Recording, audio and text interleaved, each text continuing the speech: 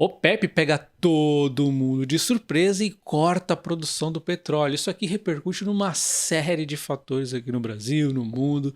Bem-vindo ao canal Top Ações. Deixa o like no vídeo, se inscreva no canal ativando o sino também. E eu já havia dito inúmeras vezes, inclusive recentemente na Baixa do Petróleo eu falei que dificilmente o petróleo ficaria abaixo de $70, caísse seria coisa rápida. Porque eu não vi o petróleo abaixo desses valores. Exatamente um dos pontos era a questão da OPEP, que eu cheguei a comentar, que ela reduziria sim a produção se fosse necessário para manter o nível do petróleo a um preço alto. Mesmo que ela consiga ser lucrativa a petróleos bastante baixos o valor, a gente sabe que eles não são bobos, eles já fizeram isso inúmeras vezes, eles combinam uma coisa e se a coisa mudar a direção, eles descombinam, não tem problema nenhum para eles, isso aqui não é novidade. Eu ainda cheguei a comentar em um dos vídeos que quem tivesse aí não acreditando muito na minha narrativa, poderia ver o Warren Buffett, ele estava exatamente naquele momento ali que eu estava falando, comprando petrolíferas, então já era mais um indicativo, né? Então assim, isso aqui é mais do mesmo, não sei como é que todo mundo se impressiona tanto. Então, a OPEP é a Organização dos Países Exportadores de Petróleo e eles têm esse poder de reduzir a produção e impacta, né, o preço do petróleo, porque é basicamente a lei da oferta e procura. Se eles estão produzindo menos, vai ter uma oferta valorizada e aí, ó, o valor do petróleo sobe. Então, eles anunciaram um corte de 1,16 milhão de barris diários na produção do petróleo. Isso aqui abre um precedente para, de repente, eles diminuírem mais no futuro se precisar. Então, fica de olho nisso. A guerra na Ucrânia ainda fica no radar. Pode ter algum interesse político também aqui em relação à Rússia, mas enfim, mesmo que não tivesse, eu acredito que eles sim reduziriam a produção, né? Mas isso é o que eu acredito, tá? E aí a gente vê então quais são os desdobramentos disso aqui de aumentar o petróleo. É uma série de desdobramentos. O principal é a inflação, aí tem taxa de juros, aí tem as petrolíferas e tem também principalmente a Petrobras. Vamos dar uma olhada então. E a repercussão do barril do petróleo é na inflação, que é o principal problema do mundo no momento. A gente vê a inflação dos Estados Unidos chegando a 6%, está com dificuldade de desacelerar. Ela vinha caindo bem e agora está meio que tendo uma dificuldadezinha. E aí, todo mundo já estava esperando que fosse realmente desacelerar o aumento da taxa de juros, de repente parar em breve. E aí coloca em risco isso, né? Essas narrativas. A gente vê aqui a taxa de juros americana em 5% e já vai começar o pessoal a pipocar, esperando aí um aumento maior na taxa de juros, caso isso aqui realmente vá impactar na inflação, porque o que vai ditar, a principal coisa que dita aqui a inflação, aliás, a taxa de juros americana é a inflação, tá? E é assim como a brasileira.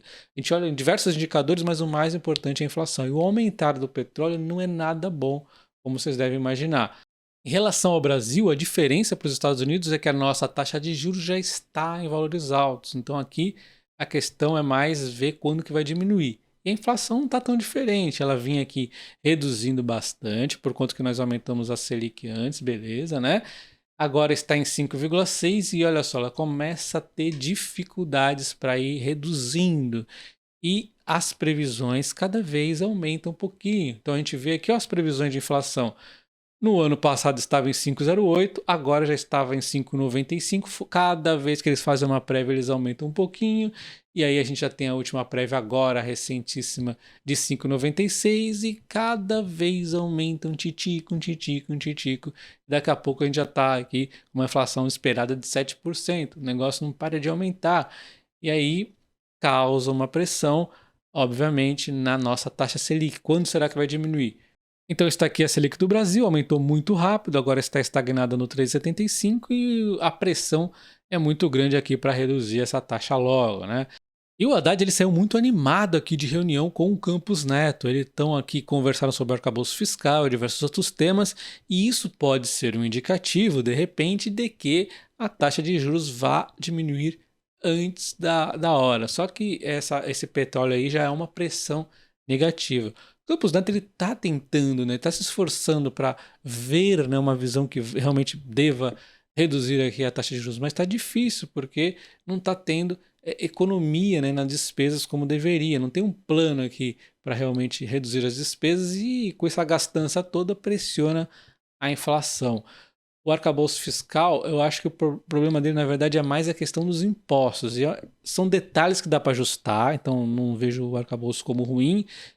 No momento que ele vai passar pelo Congresso, ainda os ajustes podem ser feitos, mas são detalhes muito importantes. A gente viu o vídeo que eu fiz ontem, tem 7 novos impostos, e eu nem estou falando do imposto sobre exportação do petróleo, que é terrível, porque eu falei só dos novos que estão para ser criados. Não falei do terrível aí, o monstruoso novo imposto sobre exportação do petróleo, que teoricamente é 4 meses. Será?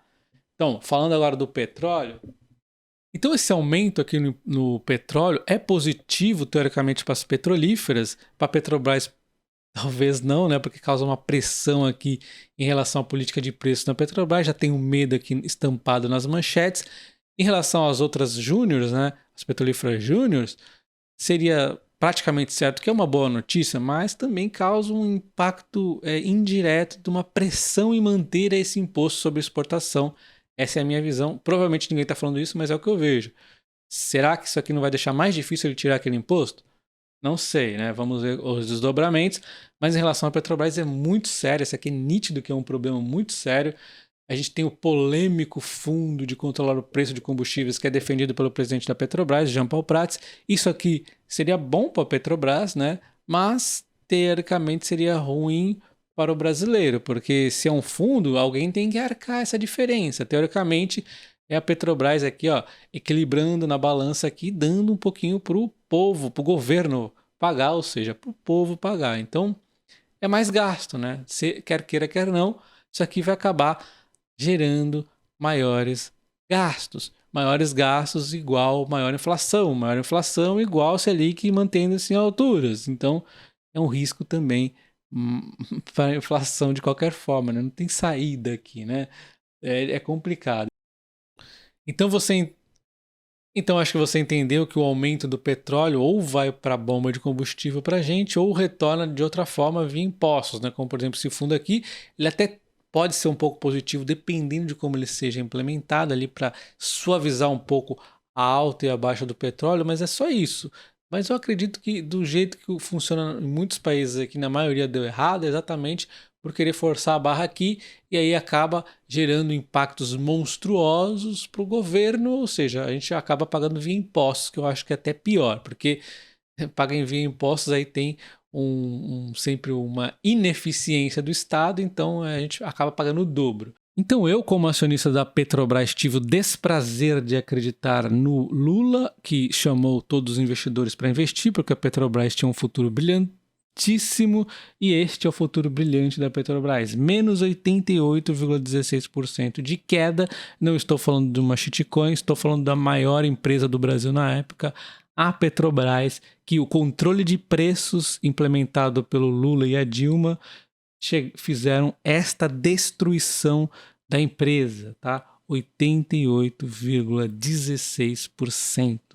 A empresa iria falir. Quem ia pagar a conta não ia ser só eu, porque eu paguei muito dessa conta aqui, tá? Investir em refinarias superfaturadas, controle de preços, eu arquei com tudo isso aqui, como um acionista aqui, infeliz acionista que acreditou no Lula, e tinha um grande peso, inclusive, aqui. Aprendi com a lição dura, mas aprendi. E quem iria pagar não era somente eu, seria todo brasileiro, porque a empresa iria acabar falindo, tá? Foi salvo aí pelo Temer. 32%. Essa foi a chance de falência da gigantesca Petrobras. Isso porque ela é estatal. E ninguém me contou isso. Eu vivenciei essa palhaçada aqui. Então, quem não tem o estudo, quem não chegou ao conhecimento disso, dessas coisas, de como funciona a economia, controle de preço, tudo bem, uma hora aprende.